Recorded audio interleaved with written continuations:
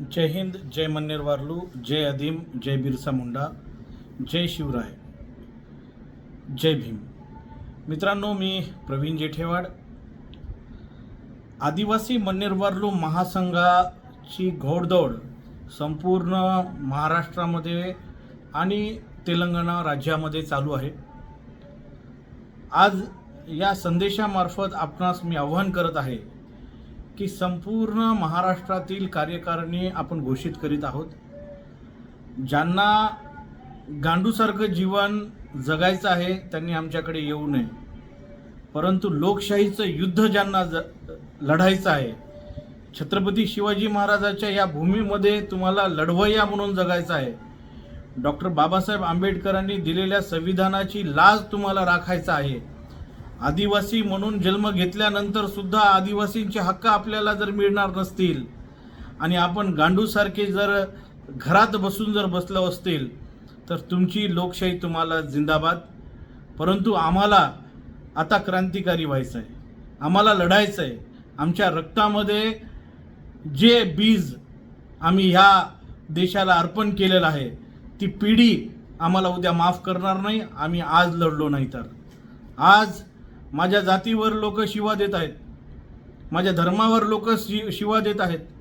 मी धर्माने आदिवासी आहे, मी जातीने मन्नेर वारलू आहे, हे माहीत असताना सुद्धा आपले कागदपत्रामधील काना मात्रा उकार ही आपल्या आईला शिवी आहे, ही आपल्या वडिलांना शिवी आहे, ही आपल्या पूर्वजांना शिवी आहे. आणि त्यामुळे आम्ही मन्नेर वारलू जर आदिवासी नाहीत तर मग आहे कोण मन्नेर वारलू? गॅझेटमध्ये मन्नेर वारलू शब्द आला कुठून? केंद्र शासनाच्या सूचीमध्ये शब्द आला कुठून? तुम्ही आमच्यावर हल्ले करत आहात, आम्ही ते गुमानपणे का सहन करावे हा प्रश्न मला समाजाला आहे.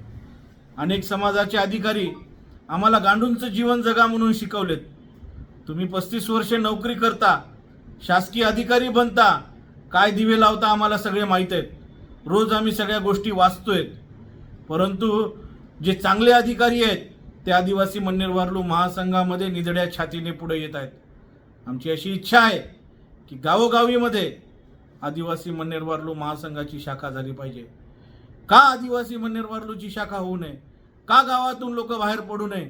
तुमची मुलं आज मोठ्या पदावर का जाऊ नये? MPSC UPSC सारख्या परीक्षा त्यांनी का देऊ नये? घटनेने दिलेला संविधानिक अधिकार तो आपल्याला मिळालाच पाहिजे अशी इच्छा तुमच्या रक्तात नाही का? तुमच्या दुधामध्ये लढवय्या रक्त नाहीये का? तुमची आई, तुमचे बाप हे बुजदिल आहेत का? नाहीत.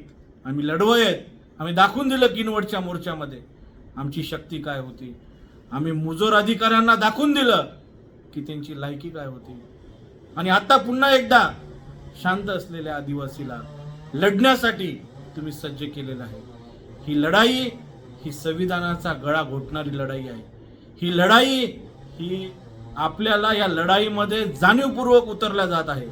आपल्याला कोणाच्या विरुद्ध युद्ध खेळायचं नव्हतं, परंतु जेव्हा आपल्या रक्तातील अंशाला गुन्हेगार ठरवलं जातं, आपल्यावर FIR दाखल करण्याची भाषा करणार आहेत, आपल्या तमाम कुळातील वैधता रद्द करण्याचं स्वप्न जर कोणी कूटनीतीने पाहत आहेत तर त्या रावणाचा अंत केला पाहिजे, त्याच्या विरुद्ध युद्ध केलं पाहिजे.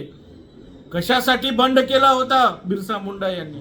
कशासाठी युद्ध लढलं होतं छत्रपती शिवाजी महाराजांनी? अन्यायाच्या विरोधात महाराष्ट्राच्या भूमीवर उघड्या डोळ्यांनी तुम्ही आदिवासीवर होणारा अन्याय पाहणार आहेत का? महाराष्ट्रातील तमाम कोळी समाजाला विनंती करतो की तुम्ही आदिवासी आहेत, आपण आदिम आहेत, आपण आदी आहेत, आपण आदिवासापासून आहेत. ही सृष्टी निर्माण झाल्यापासून आपण आहोत. आपलाच धर्म सगळ्यात महत्त्वाचा आहे. तोच धर्म या लोकांनी लुटला. त्याला नाव हिंदू दिलं असेल, त्याला नाव सनातन दिलं असेल, त्याला नाव वैदिक दिलं असेल, पण मूळ तर तो आदिवासी आहे ना.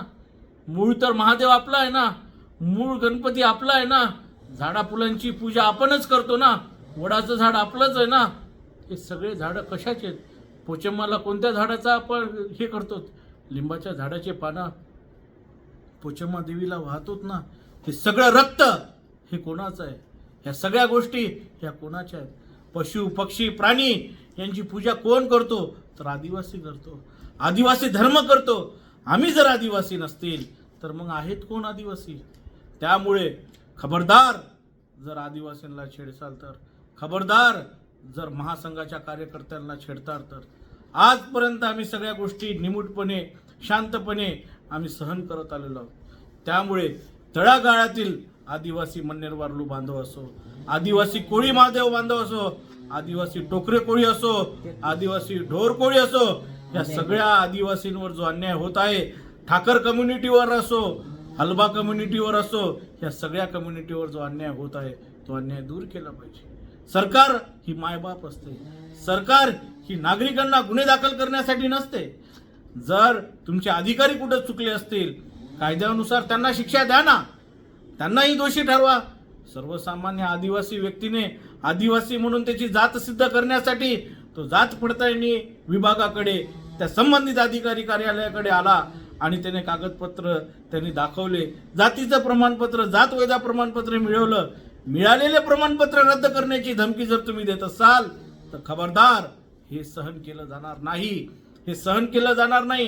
हा लोकशाहीचा अंत या ठिकाणी तुम्ही घडवत आहात.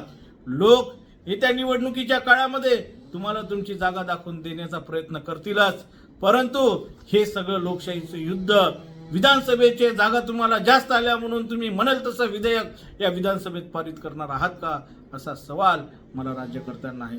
तुम्हाला राज्यकर्ते बनवलं, तुम्हाला अमुक जातीचा सत्कार व अमुक जातीचा तिरस्कार या दोन गोष्टी तुम्हाला उजेडात आणण्यासाठी, तुम्हाला ह्या दोन गोष्टी ठरवण्यासाठी तुम्हाला केलं नाही. तुम्ही डॉक्टर बाबासाहेब आंबेडकर नाही, तुम्ही या देशाचं संविधान नाही, तुम्ही या देशाचं संविधान लिहिलेलं नाही, तुम्ही आंबेडकरांना जन्म दिलेला नाही. त्यामुळे या संविधानाची गळचेपी तुम्ही का करत आहात, हा सवाल आदिवासींना पडत आहे.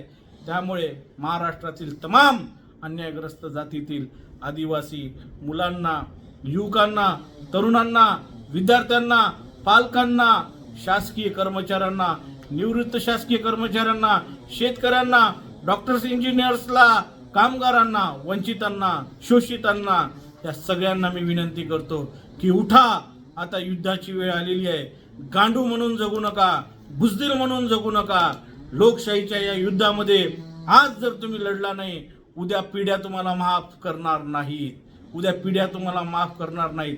जेव्हा त्यांनी आमच्यावर शस्त्र उगारलं होतं तेव्हा आमचे बाप जाते गांडू म्हणून समोर घरात बिळात लपून बसले होते, अशी भाषा तयार होईल. त्यामुळे अत्यंत ताकदीनं तुम्हाला मला साथ द्यायची आहे. तुम्हाला लढता येत नसेल तर तुम्ही आम्हाला साथ द्या, तुम्हाला लढता येत नसेल तर तुम्ही आम्हाला आशीर्वाद द्या, तुम्हाला लढता येत नसेल तर एक मुलगा तुमच्या घरातील मला द्या. बस इतकंच मी या ठिकाणी बोलतो आणि थांबतो.